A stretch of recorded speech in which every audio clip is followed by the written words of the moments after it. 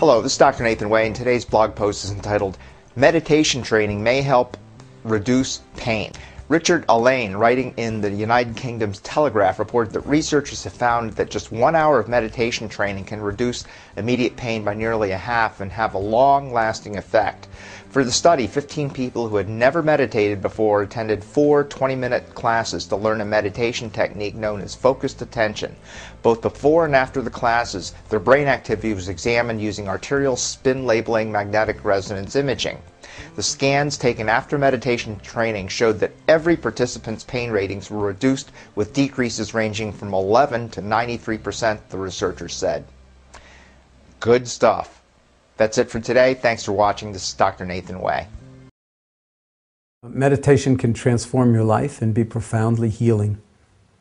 And it does that by working on the entirety of the organism, from your chromosomes to your cells to your brain, and it affects all organ systems within the body. We're beginning to understand that, including the immune system and how the brain activity functions under stress and under difficult situations, how we regulate emotions and so forth. And the brain, being an organ of experience, actually is continually changing its shape. This is the kind of discovery of neuroplasticity, and how we decide to live our lives, and in a sense how we decide to keep our minds, actually changes not just our ideas and opinions and how caught we get in them, but actually changes our relationships to thought.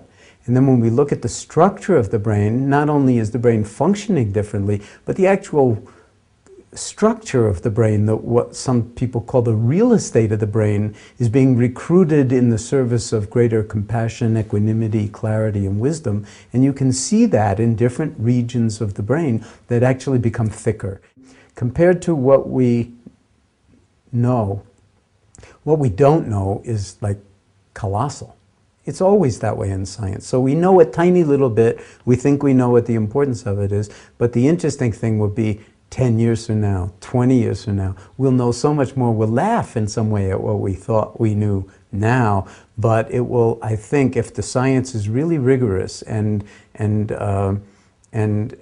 totally open to looking at things on the basis of first principles and not biased by a desire for meditation to show certain kinds of effects, that the potential is that it will be incontrovertible that we should be teaching this to our children when they're young, that we should be immunizing them, so to speak, against stress, against the kinds of forces that are at play in the world so much of the time now, and that it would be irresponsible to allow a human being to come to adulthood without at least making it available to them to learn how to tune their own instruments so that they could play it under sometimes very, very challenging situations. And that instrument would be the body, that instrument would be the heart, that instrument would be the mind, that instrument would be relationality with others and with nature, where you would no longer see yourself as the center of the universe. For meditation, the first thing is the posture. You may sit in any posture.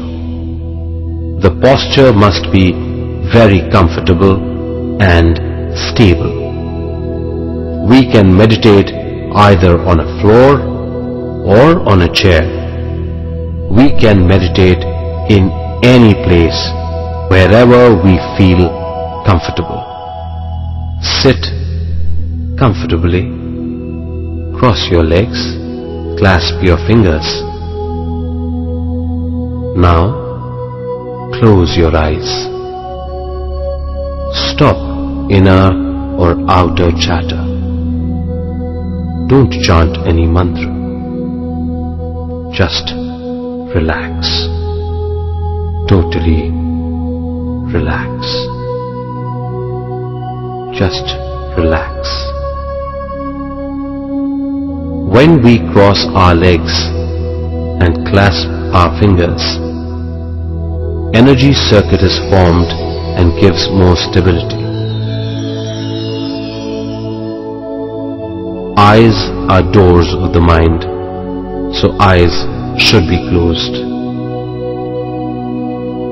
mantra chanting or any chattering, inner or outer, are the activities of the mind.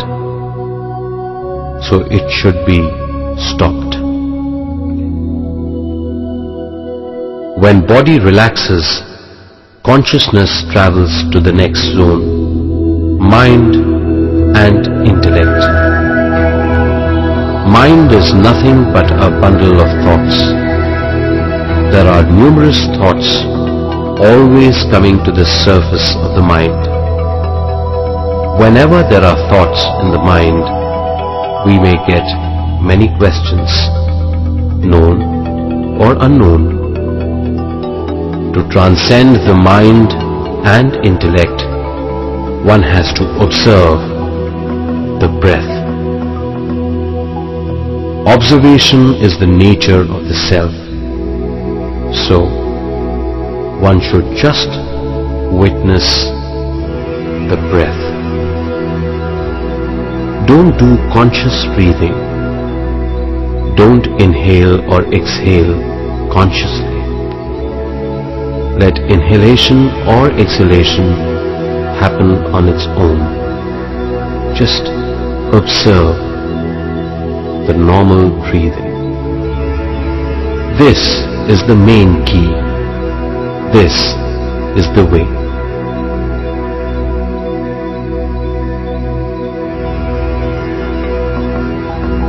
Don't go behind the thoughts. Don't cling to queries, questions or thoughts. Cut the thought. Come back to the breath. Observe normal breathing. Be with your breath. Then the density of the thoughts reduces. Slowly breath becomes thinner and shorter.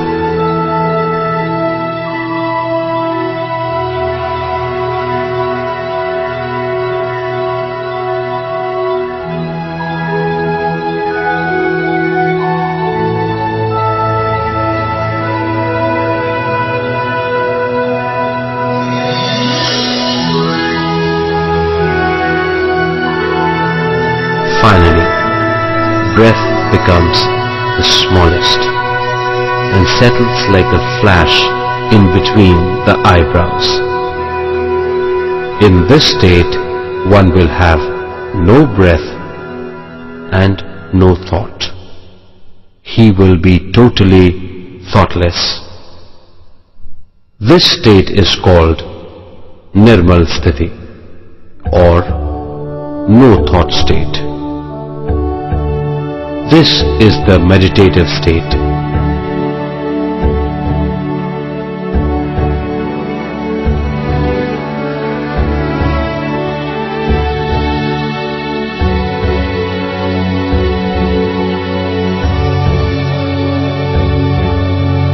In this state, we will be under the shower of cosmic energy.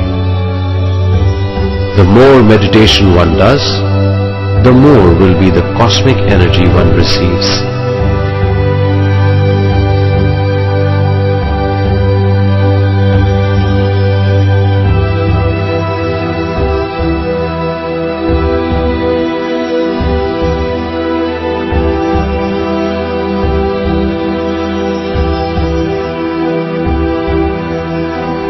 This cosmic energy flows through the energy body. It is also called the etheric body. Joint pain. We've all had it at one time or another, and it can be uncomfortable to say the least. But is there a safer, better alternative to this complex problem? Well, I'm glad you asked. The answer is yes.